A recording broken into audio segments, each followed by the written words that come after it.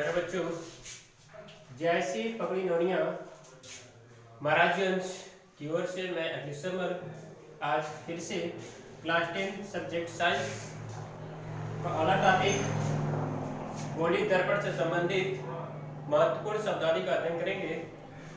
इसमें आपको बता चुके कि दर्पण दो प्रकार का होता है। एक समतल दर्पण, ऐसा दर्पण जिसके एक तरफ पॉलिश किया गया हो और एक तरफ उसका परावर्तक पृष्ठ होता है। यानी ऐसा दर्पण जिसका परावर्तक पृष्ठ समतल होता है उसे कहते हैं समतल दर्पण। यानी पॉलिश सतह है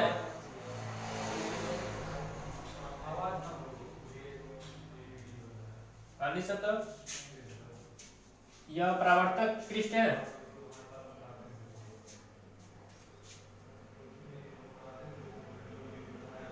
यानी ऐसा दर्पण जिसका परावर्तक पृष्ठ समतल होता है उसे कहते हैं समतल दर्पण। और दूसरा होता है गोली दर्पण, यानी वह दर्पण जिसका परावर्तक पृष्ठ वक्रित होता है उसे कहते हैं गोली दर्पण। और गोली दर्पण दो प्रकार होता है। ऐसा दर्पण जिसका परावर्तक पृष्ठ अंदर की तरफ हो उसे कहते हैं अवतल दर्पण। और ऐसा दर्पण जिसका परावर्तक पृष्ठ उभरा हुआ हो उसे कहते हैं उत्तल दर्पण। इस दर्पण को देखेंगे तो जो परावर्तक पृष्ठ है वह यम से शुरू हो रहा है और यम पे क्या हो रहा है, समाप्त हो रहा है। इस दर्पण को पहला पॉइंट पढ़ना है कि द्वारक। द्वारक किसे कहते हैं? इस दर्पण में जो परावर्तक पृष्ठ है यम से शुरू हो रहा है और यम तक समाप्त हो रहा है, इसी परावर्तक पृष्ठ को कहते हैं द्वारक। यानी कि परावर्तक पृष्ठ यमयन क्या कहलाता है? इस दर्पण का द्वारक कहलाता है। अगला परिभाषा उसी प्रकार इस उत्तल वाले में भी जो परावर्तक पृष्ठ है यम से शुरू हो रहा है और यम तक क्या हो रहा है, समाप्त हो रहा है। अर्थात यम से लेकर यम तक इस दर्पण का द्वारक कहलाएगा। दूसरा पॉइंट है वक्रता केंद्र, इसे कहते हैं। आपको मालूम है यह दर्पण गोली है, अर्थात यह दर्पण को आगे भी लाएंगे यह एक गोला बनेगा। अर्थात यह गोली दर्पण जिस गोले का भाग है उसके केंद्र को कहते हैं वक्रता केंद्र। इसे कैपिटल सी से प्रदर्शित करते हैं, इसी को कहते हैं वक्रता केंद्र। वक्रता केंद्र परिभाषा लिखा गया है, गोली दर्पण जिस गोले का भाग है उसके केंद्र को वक्रता केंद्र कहते हैं और इसे कैपिटल सी से प्रदर्शित करते हैं। यानी यह गोली दर्पण जिस गोले का भाग है उसके केंद्र को वक्रता केंद्र कहते हैं और इसे कैपिटल सी से प्रदर्शित करते हैं। उसी प्रकार उत्तल वाले भी यह भी दर्पण है, यह भी न किसी गोले का भाग है। इस गोले के केंद्र भाग को क्या कहते हैं? वक्रता केंद्र। अगला परिभाषा है ध्रुव किसे कहते हैं? इन दोनों गोली दर्पण में देखेंगे जो परावर्तक पृष्ठ है यमयन परावर्तक पृष्ठ के केंद्र भाग को ध्रुव कहते हैं। इसे कैपिटल पी से प्रदर्शित करते हैं। इसमें द्वारक क्या है आपका यमयन, इसके केंद्र भाग को क्या कहते हैं? ध्रुव। परिभाषा लिखा गया है, परावर्तक पृष्ठ के केंद्र भाग को ध्रुव कहते हैं, इसे कैपिटल पी से प्रदर्शित करते हैं। परावर्तक पृष्ठ यमयन है, इसके केंद्र भाग को ध्रुव कहते हैं, इसे कैपिटल पी से प्रदर्शित करते हैं। यह आपका ध्रुव है, यह आपका क्या?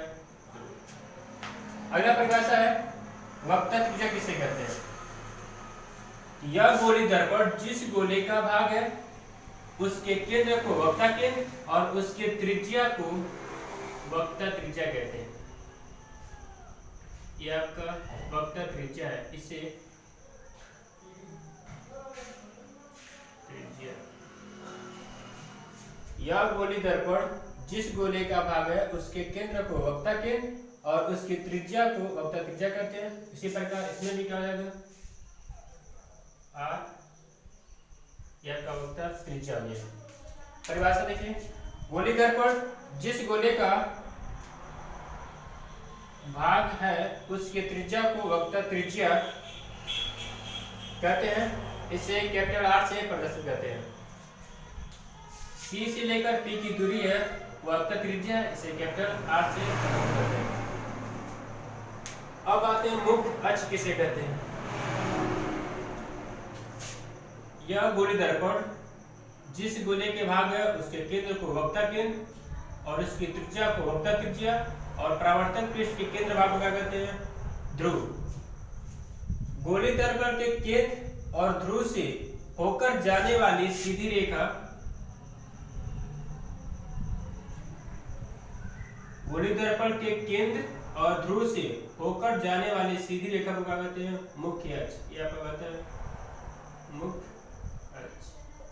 परिभाषा क्या लिखेंगे, गोली दर्पण के केंद्र तथा ध्रुव से होकर जाने वाली सीधी रेखा को मुख्य अक्ष कहते हैं। यह गोली दर्पण समतल है, इसका केंद्र और इसके ध्रुव से होकर जाने वाली सीधी रेखा को क्या कहते हैं, मुख्य अक्ष। इसी प्रकार इस वाले में उत्तर में यह दर्पण जिस गोले का भाग है उसके केंद्र और उसके ध्रुव से होकर जाने वाली सीधी रेखा क्या कहलाएगी, मुख्य अक्ष। आपका मुख्य अक्ष। अगला पॉइंट है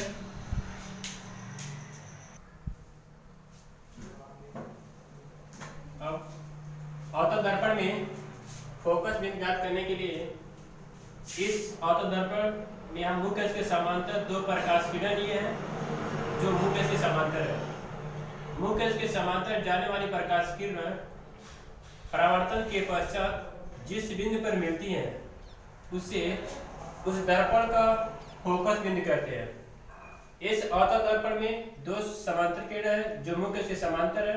मुख्य अक्ष के समांतर जाने वाली प्रकाश किरण दर्पण से परावर्तन के पश्चात जिस बिंदु पर मिलती है उस बिंदु को कहते हैं उस दर्पण का फोकस बिंदु। परिभाषा से मुख्य अक्ष के समांतर, मुख्य अक्ष के समांतर आपतित प्रकाश किरण अवतल दर्पण में परावर्तन के पश्चात जिस बिंदु पर मिलती है उसे फोकस बिंदु कहते हैं। यह समांतर किरण परावर्तन के पश्चात जिस बिंदु पर मिलती है उसे कहते हैं फोकस। किसका फोकस, अवतल दर्पण का फोकस। उसी प्रकार इस वाले दर्पण में यानी कि उत्तल दर्पण में दो समांतर प्रकाश की किरण मुख्य अक्ष के समांतर दर्पण से परावर्तन के पश्चात जिस बिंदु पर मिलती हुई प्रतीत होती हैं उस बिंदु को कहते हैं फोकस बिंदु। मुख्य अक्ष के समांतर आपतित प्रकाश किरण उत्तल दर्पण में परावर्तन के पश्चात जिस बिंदु पर मिलती हुई प्रतीत होती हैं उसे फोकस बिंदु कहते हैं। यहाँ पे वास्तव में मिल रही है इसलिए इसका जो प्रतिबिंब बनता है वो वास्तविक होता है और यहाँ पे मिलती हुई प्रतीत होती है। जैसे मालूम पड़ा कि इस बिंदु से ये प्रकाश किरण ऊपर की तरफ जा रही है अर्थात यह बिंदु इस दर्पण का फोकस बिंदु कहलाता है।